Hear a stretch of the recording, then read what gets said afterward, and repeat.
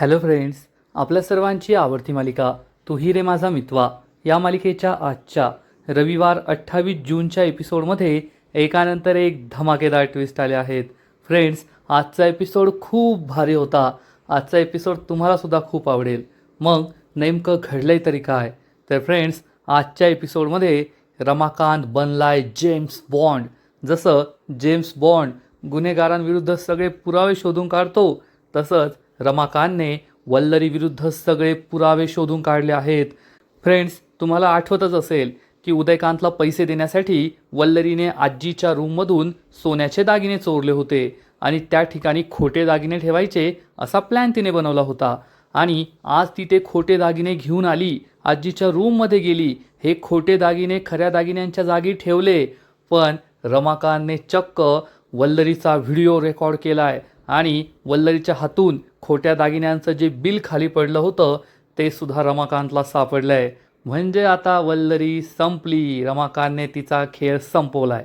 मग हे सगळं नेमकं घडलं तरी कसं, हे जाणून घेण्यासाठी हा व्हिडिओ शेवटपर्यंत नक्की पहा.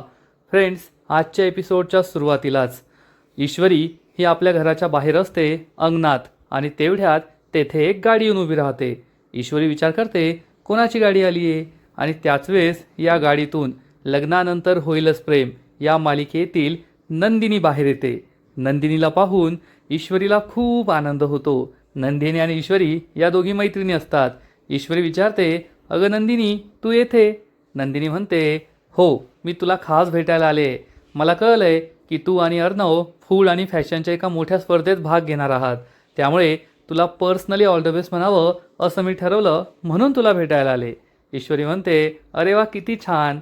नंदिनी ईश्वरीला समजावून सांगते, ईश्वरी, मागील काही दिवसात तुमच्यावर खूप संकट आली आहेत हे माझ्या कानावर आलं आहे, पण काही प्रॉब्लेम नाही आहे. तुम्हाला दोघांना जेवढा विश्वास नाही आहे ना, त्यापेक्षा जास्त मला विश्वास आहे की तुम्ही दोघे फूड आणि फॅशनची स्पर्धा नक्की जिंकाल. कारण तू फूड क्वीन आहे आणि अर्णव हा फॅशन किंग आहे. मग तुमच्याशिवाय कोणीच ही स्पर्धा जिंकू शकत नाही. ईश्वरी हसू लागते आणि म्हणते, हो, आम्ही नक्की प्रयत्न करू. तर नंदिनी म्हणते, तुमच्या प्रयत्नांना नक्की यश मिळेल, माझा पूर्ण विश्वास आहे. आणि तुमच्या घरावर जी काही संकट आली आहेत, बिझनेसवर संकट आली आहेत, ती सगळी दूर होतील. आणि एकदा का तुम्ही स्पर्धा जिंकला, मग मी तुमच्या घरी इंदोरी जिलेबी खायला येईल बरं का. हे ऐकून ईश्वरी म्हणते, हो हो, नक्की या. आणि मलासुद्धा तू आणि जीवाने बाळाबद्दल जो निर्णय घेतला आहे तो खूप आवडला आहे. हे ऐकून नंदिनीलाही बरं वाटतं. नंदिनी म्हणते, आज वटपौर्णिमा आहे ना, मी तुला वटपौर्णिमेचं वाण द्यायला आली आहे. आणि हे फक्त वाण नाही आहेत, तर या माझ्या शुभेच्छा आहेत, आणि तुम्ही दोघे ही स्पर्धा नक्की जिंकणार. असं म्हणून नंदिनी ईश्वरीला हे वाण देते आणि म्हणते, एक लक्षात ठेव बरं, मी तुझ्या घरी जिलेबी खायला येणार आहे. तुला आठवत आहे ना, इंदोरच्या तुमच्या दुकानावर जिलेबी खाल्ल्यानंतरच आपल्या दोघींची मैत्री झाली होती. ईश्वरी म्हणते, हो, सगळं आठवतं आहे, नक्की ये, मी तुझी वाट पाहील. नंदिनी म्हणते, आता येते, मला थोडा उशीर होतोय, घाई आहे जायची. नंदिनी ही तिच्या गाडीत बसते, बाय बाय करते आणि तेथून निघून जाते. इतक्या दिवसानंतर आपली मैत्रीण भेटली, त्यामुळे ईश्वरीलाही आनंद झालेला असतो. आणि मग कालचा एपिसोड जेथे संपला होता तेथे पुन्हा एकदा सुरुवात होते. आणि रमाकांत अर्णवला वल्लरीबद्दल सांगण्याचा विचार करतो. अर्णवला थांबवतो. अर्णव विचारतो, आता काय, अंगारा लावला ना, आता काय माझ्याकडून पूजा करून घेणार आहात का? रमाकांत सांगतो, नाही अर्णव, अनेक वर्षांपूर्वी जे काही घडलं होतं ना, त्याबद्दल मला तुझ्याशी बोलायचं आहे. तेवढ्यात वल्लरी तेथे येते. ईश्वरीला सुद्धा धक्का बसतो की रमाकांतला त्या घटनेबद्दल काय बोलायचं आहे. अर्णव चिडून म्हणतो, ओ हॅलो, मला आहे ना तुमच्या त्या भूतकाळाबद्दल, त्या घटनेबद्दल काहीही जाणून घेण्यात इंटरेस्ट नाही आहे. मला काही सांगू नका. येथे आधीच मला खूप टेन्शन आहे, मला कॉम्पिटिशनची तयारी करायची आहे. रमाकांतला वाईट वाटतं. तर ईश्वरी म्हणते, सर, असं का करताय तुम्ही? प्लीज, त्यांना काही महत्त्वाचं सांगायचं असेल तर ऐकून घ्या ना. बाबा नेहमी महत्त्वाचंच बोलता, तुमचा टाईमपास नाही करत येते. अर्णवचा नाईलाज होतो. अर्णव म्हणतो, ठीक आहे, बोला. तेवढ्यात वल्लरी म्हणते, अरे वा, स्पर्धेची तयारी सुरू आहे वाटतं. आणि वल्लरीला पाहून रमाकांत गप्प बसतो, कारण त्याला वल्लरीबद्दलच सांगायचं आहे. आणि वल्लरीच्या समोरच वल्लरीबद्दल कसं सांगणार, ती नक्कीच मोठा धिंगाणा करेल. त्यामुळे रमाकांत गप्प बसतो. ईश्वरी म्हणते, बोला ना बाबा, काय बोलायचं होतं तुम्हाला? आणि वल्लरी रमाकांतला डोळे दाखवते. रमाकांत विचार करतो, ही योग्य वेळ नाही हे सगळं सांगण्याची. माझ्याकडे पुरावासुद्धा नाही आहे, माझ्याकडे एखादा ठोस पुरावा असायला हवा. असा विचार करून रमाकांत म्हणतो, नाही काही नाही, मला असंच जनरल बोलायचं होतं आणि आता माझ्या आरतीची वेळ झाली आहे ना, मी येतो. तुम्ही सगळे स्पर्धेची तयारी करा. असं म्हणून रमाकांत हा वल्लरीकडे पाहतो. वल्लरीही त्याला डोळे दाखवते. रमाकांत तेथून निघून जातो. अर्णव ईश्वरीला म्हणतो, पाहिलं ना, वाया घातला ना माझा वेळ. एकतर आधीच माझ्याकडे वेळ नाही आहे, त्यांना काही महत्त्वाचं बोलायचं नव्हतं. अर्णव मामाला म्हणतो, चल मामा. मामा आणि अर्णव त्यांच्या रूममध्ये निघून जातात आणि मग ईश्वरी मामीकडे पाहते आणि विचार करते, बाबांना काहीतरी महत्त्वाचं सांगायचं होतं आणि ते अर्णव सरांना सांगणारच होते, पण तेवढ्यात वल्लरी मामी आली. वल्लरी मामी ही आली आणि बाबा गप्प बसले. त्यांच्या चेहऱ्यावर ते दिसत होतं. मग वल्लरी मामीबद्दल काही सांगायचं आहे का? नेमकं बाबांना काय सांगायचं होतं? वल्लरी मामीचा काय संबंध आहे? हाच प्रश्न ईश्वरीला पडतो. आणि मग दुसरा दिवस उजाडतो. ईश्वरी, आजी, अंजली, आकाश, नम्रता, मामा, रमाकांत हे सगळे घरातील देवीआईच्या मंदिरात उभे असतात. आजी ही देवीआईला प्रार्थना करते, देवीआई, आज माझी 4 मुलं या मोठ्या स्पर्धेत भाग घेत आहे आणि ही स्पर्धा जिंकणं म्हणजे काही सोपं काम नाही आहे. शिवधनुष्य पेलण्यासारखंच आहे. तरीसुद्धा माझ्या मुलांवर तुझा आशीर्वाद राहू दे. तुझ्या आशीर्वादामुळे माझी मुलं नक्की जिंकतील असा मला पूर्ण विश्वास आहे. कारण ही स्पर्धा फक्त एक स्पर्धा नाही आहे, तर अर्णवने उभ्या केलेल्या इतक्या मोठ्या बिझनेसला वाचवण्याचा शेवटचा पर्याय आहे आणि तू त्यांना आशीर्वाद देशील अशी आम्हाला पूर्ण अपेक्षा आहे. सगळेजण हे देवी आईची प्रार्थना करतात, देवी आईला नमस्कार करतात आणि इकडे आपला राक्षस म्हणजेच राजेश मात्र चक्क मोतीचूरचे गोड गोड लाडू खात असतो आणि सौदामिनी देशमुख त्याच्यासाठी हे लाडू घेऊन आलेली असते. राजेश हा लाडू खातो आणि म्हणतो, काय सांगू तुम्हाला, मला हा लाडू किती आवडतो. किती छान लाडू बनवलाय तुम्ही. खरंच आज माझी मोठी बहीण असती ना, तर तिने सुद्धा माझ्यासाठी असाच लाडू आणला असता. माझ्या डोळ्यात तर पाणीच आलं. तुमच्यात मला माझी मोठी बहीणच दिसली. सौदामिनी चिडून म्हणते, ए गपरे, बंद कर तुझी नौटंकी. तुझी ॲक्टिंग पाहायला नाही आली मी इथे. तर राजेश म्हणतो, अहो, मला जे जमतं ना ते मध्ये मध्ये मी दाखवत असतो. जर मी हे सगळे काळे धंदे नसते केले ना, तर आज टॉपचा ॲक्टर असतो, टॉपचा ॲक्टर. पण व्हिलन असतो, हे सुद्धा लक्षात ठेवा. पण लाडू मात्र छान बनवलाय बरं का तुम्ही. मी तुम्हाला सांगितलं आणि तुम्ही लगेच माझ्यासाठी लाडू घेऊन आलात. वा वा, असं प्रेम असावं लागतं. तर सौदामिनी चिडून म्हणते, अरे तुला काय लाज वाटते की नाही? अजून आपण ईश्वरी आणि अर्णवला हरवलेलं नाहीये आणि तू लाडू खातोय, सेलिब्रेशन करतोय. तर राजेश म्हणतो, त्याचं कसं आहे ना, मला जिंकल्यावरच लाडू खायचे होते, पण तुम्ही एकानंतर एक फालतू प्लॅन बनवत. तुम्हाला वाटतंय ना, तेवढं त्यांना हरवणं सोपं सुद्धा नाहीये. सौदामिनी राजेशकडे रागारागाने पाहते. राजेश त्याच्या सिंहासनावर येऊन बसतो आणि म्हणतो, 3 वर्ष 3 प्रसाद घेतो. आजी म्हणते, आज तुम्ही नक्कीच जिंकाल. मी देवी आईला प्रार्थना केली आहे, विजय तुमचाच होईल. घरातील सगळे खूप खुश होतात.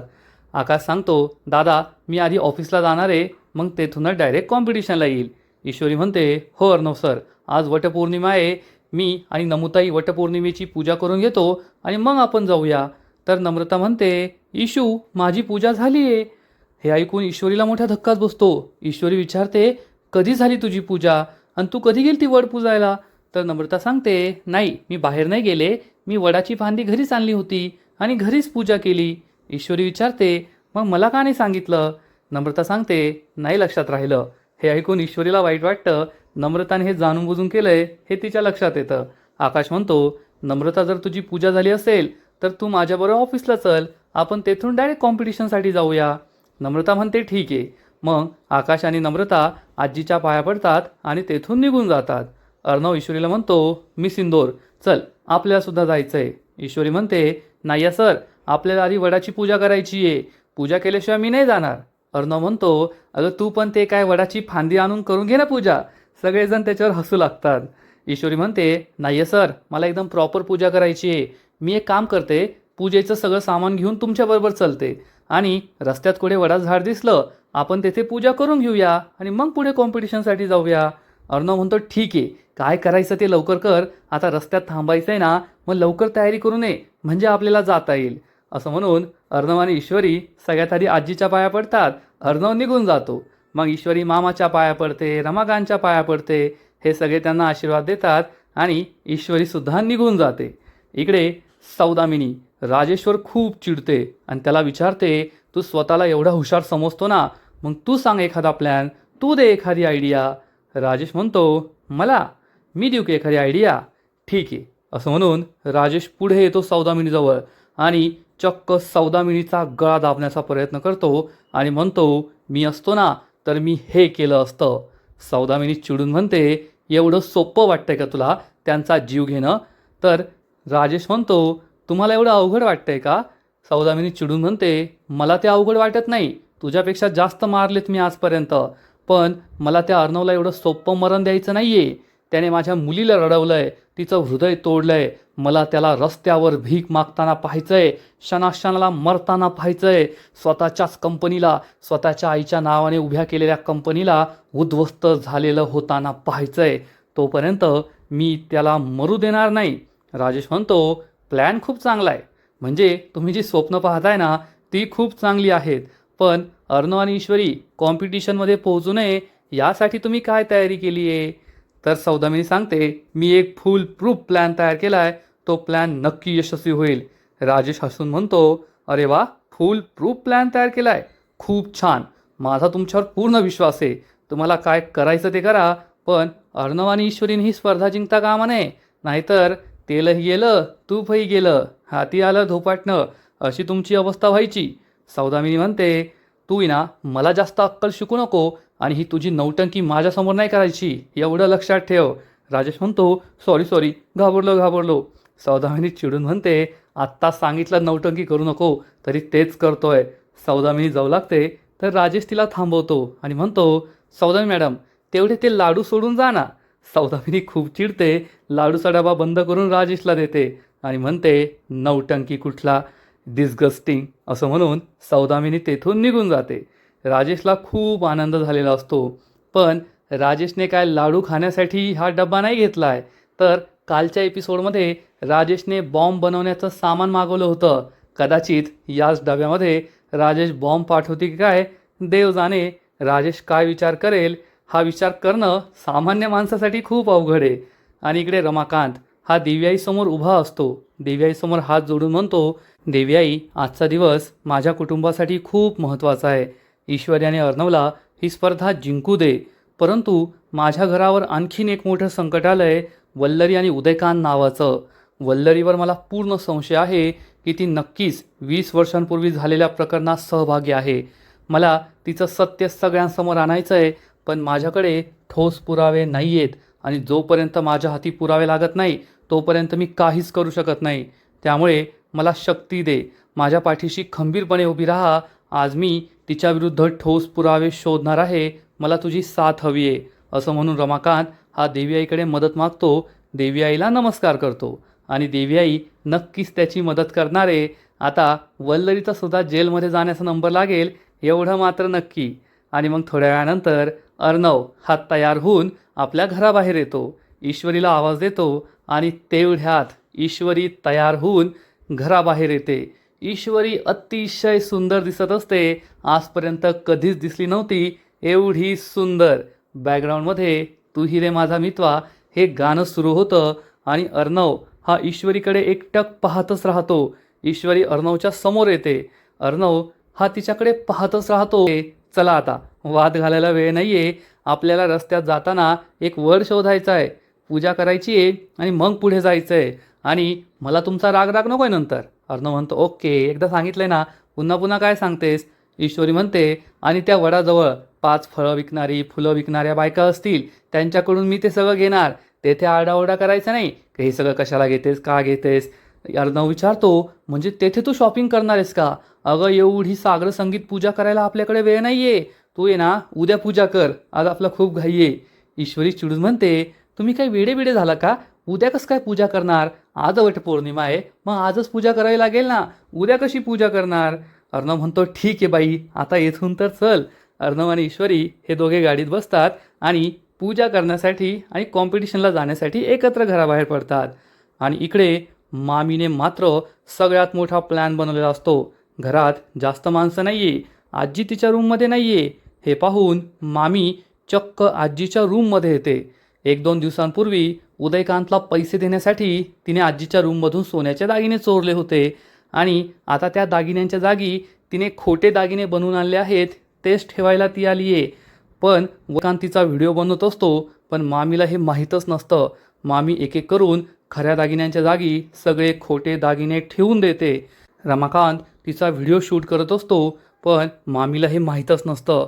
मामी हे सगळे दागिने ठेवते, खूप खुश होते. रमाकांत स्वतःला लपवण्याचा प्रयत्न करतो की मामीला काही कळायला नको, आणि मग वल्लरी हे सगळे खोटे दागिने आपल्या जागेवर ठेवून देते, कपाट लावून घेते. रमाकांतला समजतं आता ही बाहेर येणार आहे, त्यामुळे रमाकांत हा दरवाजाच्या बाहेर लपून बसतो आणि मामी तेथून निघून जाते. खोटं बिल खाली पडलंय, म्हणजे खोट्या दागिन्यांचं खरं बिल खाली पडलंय हे मामीला माहीत नसतं. मामी रूम बाहेर निघून जाते आणि रमाकांत हा परत रूममध्ये येतो आणि रूममध्ये येताच त्याची नजर या कागदावर पडते. रमाकांतला माहीत नाही हे काय आहे. रमाकांत हा कागद उचलतो आणि हा कागद उचलताच, हा कागद पाहताच त्याला जबर धक्का बसतो, कारण हे त्या खोट्या दागिन्यांचं बिल असतं, ज्यात वल्लरीचं नाव, खोटे दागिने कुणी कसे बनवले ह्या सगळ्या डिटेल्स असतात. आणि रमाकांतला समजतं, अरे देवा, या वल्लरीने खरे दागिने चोरून खोटे दागिने बनवून येथे ठेवले आहेत. भेटला या वल्लरीविरुद्ध ठोस पुरावा. आता या वल्लरीला मी सोडणार नाही.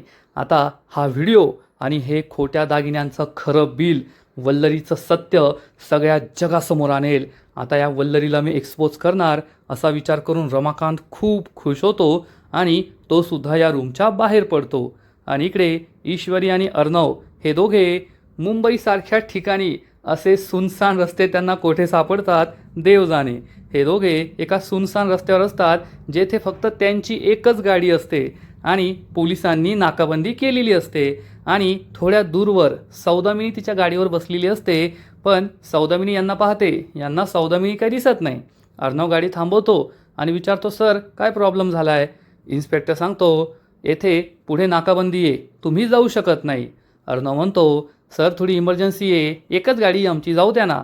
इन्स्पेक्टर म्हणतो, नाही नाही जाऊ देऊ शकत. ईश्वरी म्हणते, साहेब प्लीज, थोडी इमर्जन्सी आहे, जाऊ द्या ना, आम्ही पटकन निघून जाऊ. इन्स्पेक्टर म्हणतो, ओ मॅडम, सगळ्यांसाठी नियम एकच आहे, सगळ्यांना अडवलं आहे, तुम्हालासुद्धा अडवलं आहे, तुम्ही दुसऱ्या रस्त्याने जा. अर्णव म्हणतो, ठीक आहे, थँक्यू. अर्णव हा एका दुसऱ्या कच्च्या रस्त्याने आपली गाडी घेऊन जातो. त्यामुळे सौदामिनी खूप खुश होते आणि या इन्स्पेक्टरला कॉल करते. इन्स्पेक्टर विचारतो, मॅडम काम केलं ना एकदम बरोबर? सौदामिनी म्हणते, हो इन्स्पेक्टर, खूप छान काम केलं आहे तुम्ही, पैसे घेऊन जा. इन्स्पेक्टर म्हणतो, थँक्यू मॅडम. सौदामिनी खूप खुश होते. आणि इकडे आपला जेम्स बॉन्ड रमाकांत चक्क वल्लरीच्या रूममध्ये येतो, ज्या वल्लरीने आजपर्यंत सगळ्यांच्या रूम गुंडाळल्या, सगळ्यांना गुंडाळलं, सगळ्यांच्या रूममधून चोऱ्या माऱ्या केल्या. त्या वल्लरीच्या रूममध्ये आज रमाकांत घुसलाय. खरंच रमाकांतला मानलं पाहिजे. रमाकांत वल्लरीच्या रूममध्ये येतो आणि वल्लरीच्या रूममध्ये येऊन कपाटातल्या सगळ्या फाईल चेक करतो. पण तेवढ्यात त्याला तिथे एक तिजोरी दिसते. या तिजोरीत नक्कीच काहीतरी असेल असं रमाकांतला वाटतं, पण तिजोरीची चावी नसते. तो तिजोरीच्या खालचं ड्रॉवर उघडतो, येथे त्याला चावी सापडते आणि तो तिजोरी उघडणार. इतक्यात सीन बदलतो. आता या तिजोरीत त्याला काय सापडेल हे पाहायला मजा येणार आहे. इकडे ईश्वरी आणि अर्णव या कच्च्या रस्त्याने पुढे येतात आणि तेथे चक्क डेड एंड येतो. हा रस्ता संपून जातो. अर्णव म्हणतो, हा रस्ता तर संपलाय, आता काय करायचं? ईश्वरी म्हणते, हो ना, माझ्या मोबाईलला रेंजसुद्धा नाही आहे. अर्णव सांगतो, माझ्या मोबाईलला सुद्धा नेटवर्क नाही आहे. ईश्वरी म्हणते, सर येथे रस्ता संपलाय, पण हे तर जंगल आहे, या जंगलात वडाचं झाड सापडेल ना? अर्णव विचारतो, व्हॉट? आता तू या जंगलात वडाचं झाड शोधणार आहे का? ईश्वरी म्हणते, हो सर, आपलं ठरलंच होतं ना, आपल्याला वडाची पूजा करूनच पुढे जायचं आहे. अर्णव म्हणतो, आपण मागे जाऊया, मागे गेल्यानंतर आपल्या वडाचं झाड भेटेल ना? ईश्वरी म्हणते, सर नंतर भेटेल नाही भेटेल, तिथे गर्दी असेल, हे जंगल आहे, येथे वडाचं झाड सापडलं तर गर्दी पण नसेल, चला उतरा उतरा उतरा, असं म्हणून ईश्वरी गाडीच्या खाली उतरते.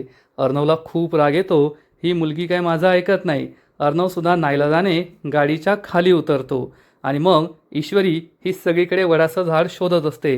अर्णव म्हणतो, मी सिंदूर, आपल्याला त्या लोकांचे कॉलसुद्धा येत आहे, मिस कॉल, चल लवकर. ईश्वरी म्हणते, सर त्यांनी फक्त रजिस्ट्रेशनसाठी कॉल केला असेल, तेथे जाऊन करता येईल, आणि अजून खूप वेळ, तुम्हाला प्रत्येक ठिकाणी वेळेच्या आधी पोहोचायचं असतं, थांबा बरं तुम्ही, आपण पूजा करूया. तुम्ही एक काम करा, तुम्ही वर शोधा, मी 5 फळं शोधते. अर्णव म्हणतो, काय? मी वर शोधायचं आहे? ईश्वरी म्हणते, ठीक आहे, तुम्ही फळं शोधा 5, मी वर शोधते. असं म्हणून ईश्वरी ही पुढे जात असते. अर्णव म्हणतो, मी सिंदोर, आपण मागे जाऊया, रस्त्यात वडाचं झाड सापडेल. ईश्वरी म्हणते, एकतर सर तुमच्यामुळे हे सगळं झालंय. तुम्ही इकडे गाडी घेऊन आला म्हणून इकडे वर सापडला नाही, त्या रस्त्याला वर सापडला असता ना. अर्णव चिडून विचारतो, यात माझी काय चूक? मला काय माहीत होतं का त्या रस्त्याला पोलिसांची नाकाबंदी असेल? ईश्वरी म्हणते, मग आता येथे आलोयस तर वर शोधू ना. असं म्हणून ईश्वरी ही वर शोधायला पुढे जाते. अर्णव म्हणतो, इम्पॉसिबल, ह्या मुलीशी मी कसं लग्न केलं आहे? अर्णव त्याचा कोट काढून ठेवतो आणि आजचा एपिसोड येथेच संपतो. फ्रेंड्स, तू ही रे माझा मितवा या मालिकेचा आजचा एपिसोड खरंच खूप भारी होता, इंटरेस्टिंग होता. आणि सगळ्यात भारी ट्विस्ट म्हणजे रमाकांतला वल्लरी विरुद्ध पुरावे सापडले आहेत. वल्लरी हिच्याविरुद्ध पुरावे सापडूच शकत नाही, ती कधी पकडली जाणार नाही असं या मालिकेत झालं आहे. पण रमाकांतने अशक्य ते शक्य करून दाखवलं आहे, त्यामुळे खूप भारी वाटलं. या मालिकेचा आजचा एपिसोड तर भारी होता, पण पुढील एपिसोड आणखीन भारी असणार आहे. आणखीन मोठा ट्विस्ट या मालिकेत येणार आहे. मग नेमकं घडणार तरी काय? तर पुढील एपिसोडमध्ये आपण पाहू की ईश्वरीला या जंगलातसुद्धा वडाचं झाड सापडणार नाही. त्यामुळे ईश्वरी ही चक्क अर्णवलाच वड मानून अर्णवची पूजा करणार आणि जसं वडाला धागा गुंडाळतात तसाच तो ईश्वरी अर्णवला धागा गुंडाळेल. त्यामुळे अर्णव खूप खुश होईल. ईश्वरी अर्णवला म्हणेल, सर वडाचं झाड नाही सापडलं म्हणून तुम्हाला धागा गुंडाळतीये, तुम्हालाच वड मानून मनोभावी पूजा केली आहे, गोड मानून घ्या आणि 7 जन्म माझी साथ द्या, 7 जन्म नवरा म्हणून मला तुम्हीच हवाय. हे ऐकून अर्णव खूप खुश होईल. अर्णवसुद्धा रोमॅन्टिक होईल, ईश्वरीचा हात पकडणार, ईश्वरीला जवळ ओढणार. हा सीन खूप भारी असणार आहे, एकदम व्हायरल सीन, यात शंका नाही. तर फ्रेंड्स, तुम्हालासुद्धा आजचा एपिसोड आवडला ना? नक्कीच कमेंट करून सांगा. आणि तू ही रे माझा मितवा या मालिकेचे असेच नवीन नवीन एपिसोड, नवीन नवीन अपडेट सर्वात आधी पाहण्यासाठी व्हिडिओला लाईक करा, शेअर करा, चॅनलला सबस्क्राईब करून बेल आयकॉनवर क्लिक करा. म्हणजे या मालिकेचे नवीन नवीन एपिसोड तुम्हाला सर्वात आधी पाहायला मिळतील. खूप खूप खूप धन्यवाद.